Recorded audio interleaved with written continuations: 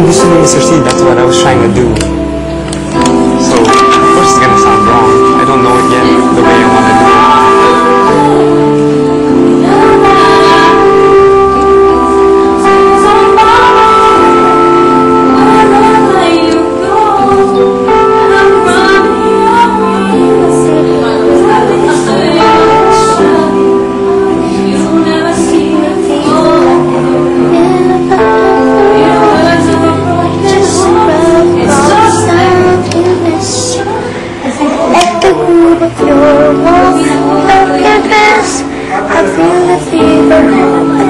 Sabihin mo kasi.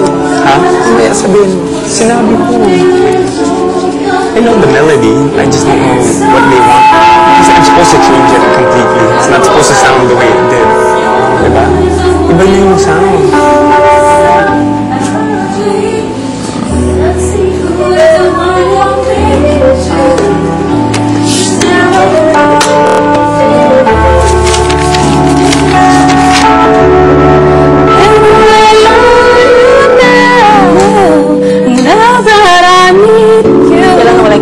Or saan natin kukunin? Siguro yung first paano? Yung dito na. Para nandun yung kapal pa rin. Oo. Boses. Outside mo? It's over and done. And then, when the words are gone. Doon na tayo. When the words are turning flat, it's just ay, nakalimutan ko na naman. Ay. Okay.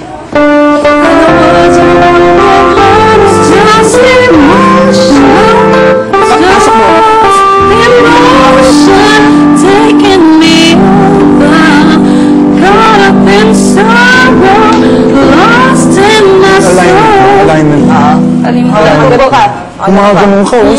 Saan ka na? Hindi naman tinuro sa'yo yung gano'n na. Oh. When the words of a broken heart, it's just yun. Sige. Nga. In the words of a broken heart, it's just emotion taking me over. Caught up in sorrow, lost in my soul. Ganun ka.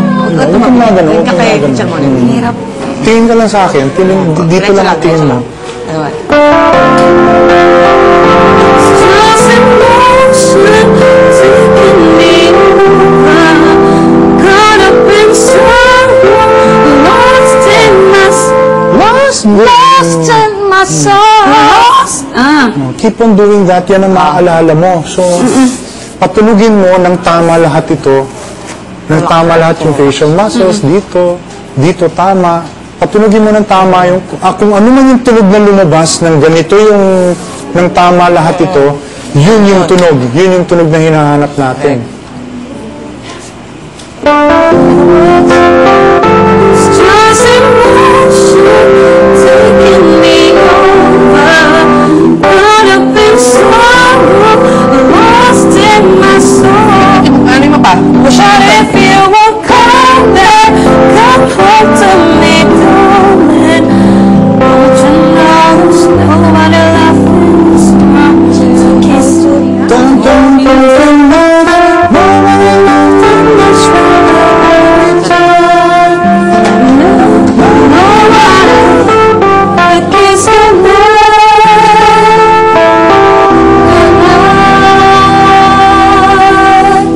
Dapat walang tension ito.